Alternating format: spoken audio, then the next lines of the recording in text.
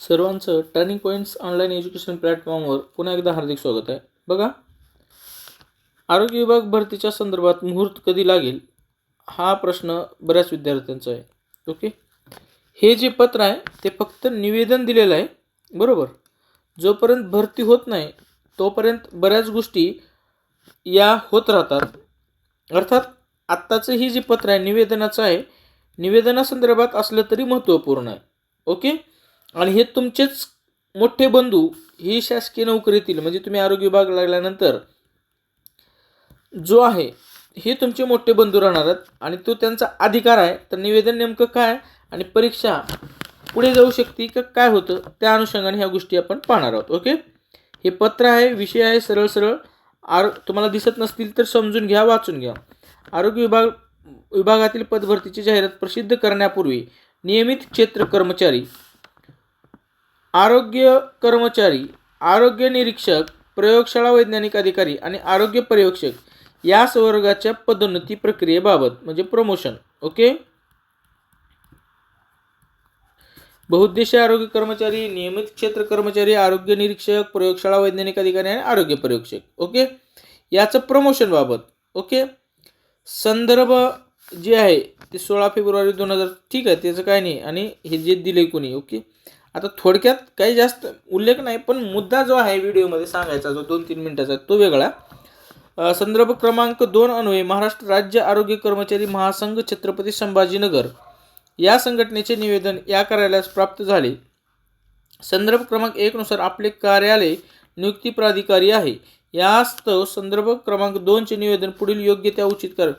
हे जे आहे ना, ही जे ह्यांना पत्र मिळालं कोणाला, संदीप सांगळे साहेबांना. ओके, सहसंचालक.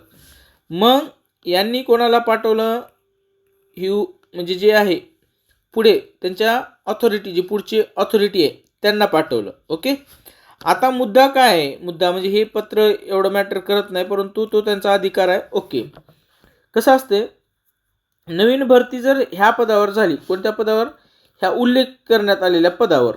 ओके, तर काय होत असते, हे जे प्रमोशनला पात्र लोक आहेत त्यांच्या जागा रिक्त होऊ शकतात. म्हणून हे जे कर्मचारी आहेत जे आता ह्या प्रमोशनला पात्र आहेत त्यांचा आग्रह आहे की जर समजा आम्ही पात्र असेल तर यालाही पात्र करावा असं निवेदन दिलेलं आहे. मगच हे ज्यावेळेस प्रमोशन होतील त्यावेळेस बिंदू नामावली होईल. ओके, आत्ताच्या कंडिशनमध्ये कालचीच गोष्ट आहे, परवाचीच गोष्ट आहे, तलाठी जाहिरात आली, गट क मध्ये समाविष्ट झाला. ओके, गट क मध्ये त्याचा समावेश झाला. आता गट क मध्ये त्याचा समावेश झाल्यामुळं काय झालं की अभ्यासक्रमाचा आवाका वाढला. ओके, आता तसा प्रश्न विद्यार्थ्यांचा आहे की MPSC कडे जाईल का. मला एक सांगा, आता परीक्षा आहे सप्टेंबरमध्ये, ओके, ऑक्टोबरमध्ये समजा, तर ती परीक्षा आता येणार, परत जाहिरात फॉर्म भरायला नाही होणार असं वैयक्तिक मध्ये चुकू शकतो मी. तर सध्या तरी MPSC कडे जाणार का नाही हा येणारा काळ ठरवेल, परंतु आज न उद्या MPSC कडे जाईल, परंतु सध्या तरी TCS कडेच राहील असं तरी वाटते, कारण अजूनही कुठल्याही प्रकारचं त्यांनी नोटिफिकेशन जारी केलेलं नाही. बरं, MPSC कडे गेलं तरी आता ही जाहिरात ह्याच्यामध्ये समाविष्ट करू शकत नाहीत, कारण असे बरेच पात्रता आहेत की ते विद्यार्थी फॉर्म भरलेले नसतील किंवा आत्ता पास झाले असतील, जसं SIचा काल निकाल लागला किंवा आज निकाल लागला, त्यांना फॉर्म भरायची संधी नाही मिळणार ना. म्हणून या जी जाहिरात आहे गट क मध्ये ती समाविष्ट होणार नाही.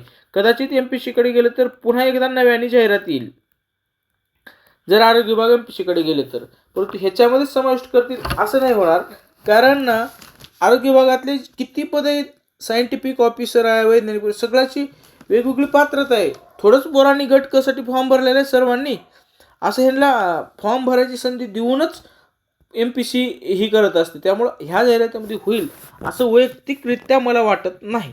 बाकी सर्व गोष्टी येणारा काळच ठरवेल, परंतु तुमचं काम आहे अभ्यास करणं, तर अभ्यास करा. टर्निंग पॉईंट्स ॲपवर तुम्हाला जे मेंटरशिप प्रोग्राम उपलब्ध करून दिलेला आहे ते ॲप तर डाउनलोड करा, ते बघा तर तुम्ही. ओके, ठीक आहे, व्हिडिओ आवडला तर नक्की शेअर करा, सबस्क्राईब करायला विसरू नका. Thanks for watching this video.